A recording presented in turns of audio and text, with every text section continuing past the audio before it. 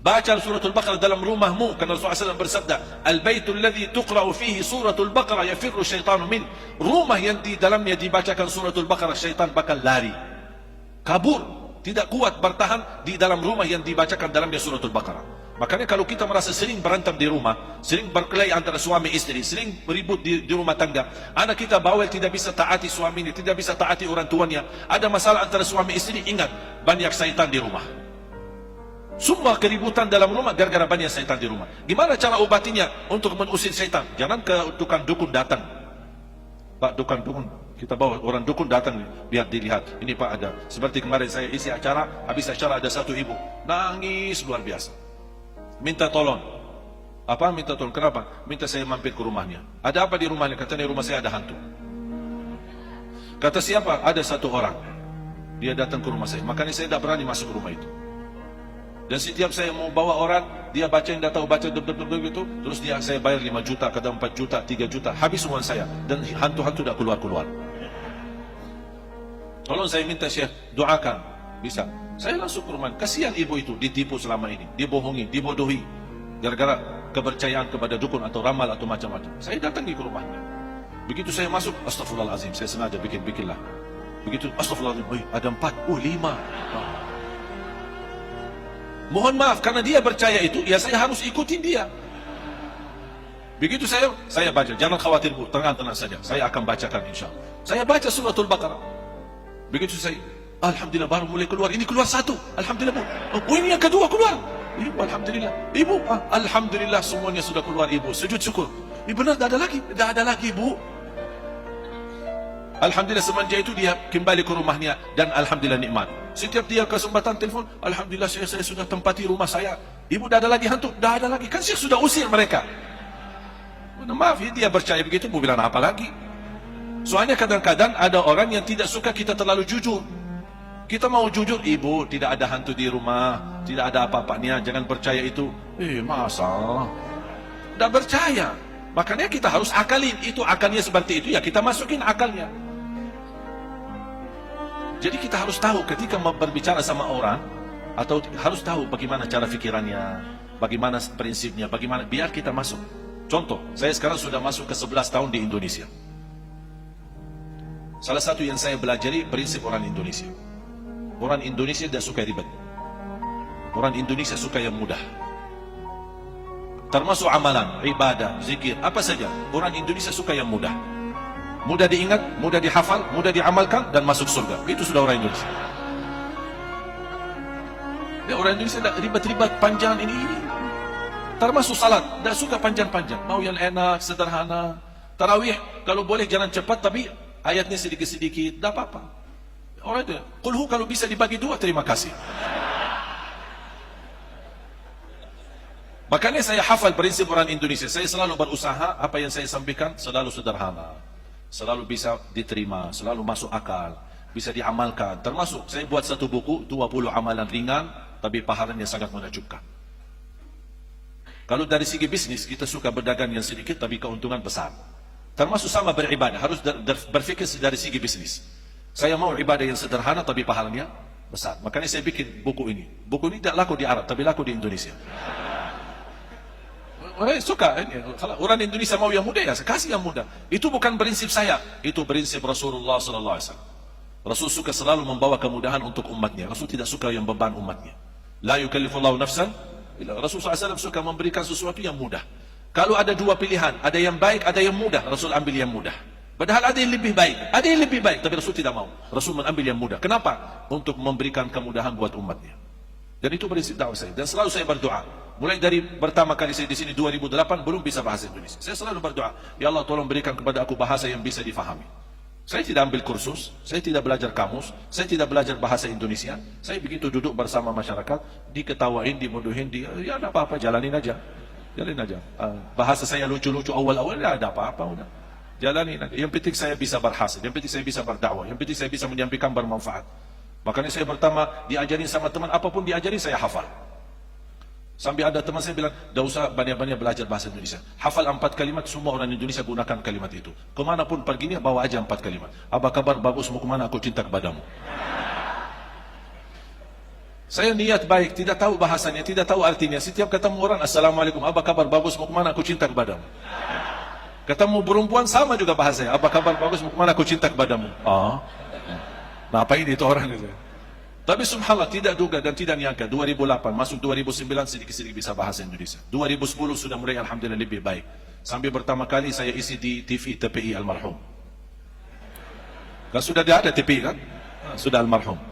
Kemudian masuk MNC, TVRI, Trans, dan Trans 7, kemudian TV One Damai Indonesiaku, kemudian Kultum di acara RCTI sama acara Hafiz Indonesia. Allah kasih kemudahan. 2011 saya menerima penghargaan dan kehormatan dari Presiden Bapak SBY waktu itu. Itulah beliau satu-satunya presiden yang memiliki jasa kepada saya memberikan warga negara Indonesia. Jadi saya menjadi rakyat Indonesia sekarang. Dan ternyata Bapak Ibu menerima warga negara Indonesia memang agak sedikit beban karena syaratnya harus melepaskan warga negara Arab. Saya musyawarah sama guru-guru kami di Madinah. Ini syaratnya saya jadi warga negara Indonesia harus lepas warga negara Arab. Bagaimana saran dan nasihat? Kata mereka nanti di hadapan Allah di hari kiamat tidak ada urusan warga negara. Urusannya di hari kiamat adalah amalan. Allah tidak peduli warga negara siapa, Allah tidak peduli paspor, Allah tidak peduli apa. Allah peduli amalan. Iman, amal, iman, amal.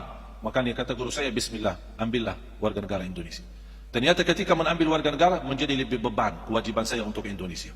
Karena saya membawa nama Indonesia, harus menjaga nama baik Indonesia, harus menjaga NKRI Indonesia, harus menjaga kebersamaan dan kebersatuan bendera merah putih, dan juga harus menjaga kebersatuan untuk menwujudkan negara Indonesia menjadi negara Al-Quran. Itu menjadi beban bagi saya.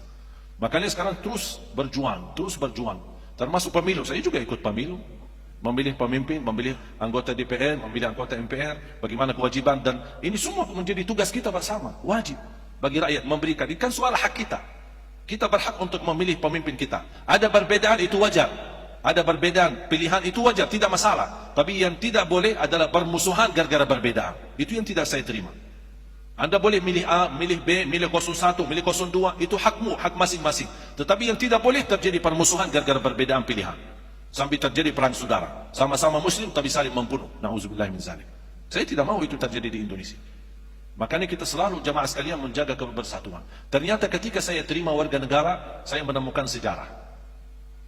Ternyata Bapak Ibu, anugerah saya menjadi warga negara Indonesia. Pertama, saya bisa ke Palestina. Karena selama warga negara Arab tidak bisa ke Palestina. Bahkan anugerah yang lebih istimewa lagi, saya diberikan kesempatan menjadi imam salat maghrib dan isya di Masjidul Aqsa. Makanya subhanallah, kalau besok-besok Bapak Ibu dengar ada orang Indonesia menimami salat maghrib dan isya di Masjidul Aqsa, itu Ali Jabir. Tidak ada lagi, mana ada orang Indonesia masuk ke sana salat, jadi imam lagi. Kesempatan pertama kali bisa ke Masjidul Aqsa dan pertama kali jadi imam. Alhamdulillah, karunia dari Allah SWT. Yang kedua, saya menemukan sejarah keluarga. Ternyata saya punya darah keluarga di Indonesia. Tapi ibu saya tidak pernah cerita. Saya menemukan sejarah keluarga di Indonesia. Di Lombok, di Madura, di Bumi Ayu, kemudian di Surabaya, di Jakarta, di Bima, banyak keluarga. Ternyata ceritanya ayah ibu dan kakek ibu, dua-duanya kelahiran Lombok. Kakek ibu saya nikah sama orang Bumi Ayu. Istri yang kedua sama orang Madura. Istri ketiga sama orang Lombok. Belum yang keempat sudah wafat. Bagaimana beliau wafat? Dibunuh sama penjajah Belanda. Karena beliau mampu menyatukan masyarakat Sasak di Lombok untuk melawan penjajah Belanda. Dia membuat penjajahan Belanda pusing, sakit kepala. Karena dia orang pemberani, tinggi lagi orangnya. Makanya dibunuh. Dan ada beliau punya makam besar di Ampenan. Makanya ketika saya bertemu Presiden Jokowi, saya sampaikan, saya sebenarnya cucu pahlawan, tapi belum terdaftar. Makanya kembali lagi asal usul saya Indonesia, walaupun mancung. Alhamdulillah, nikmat besar.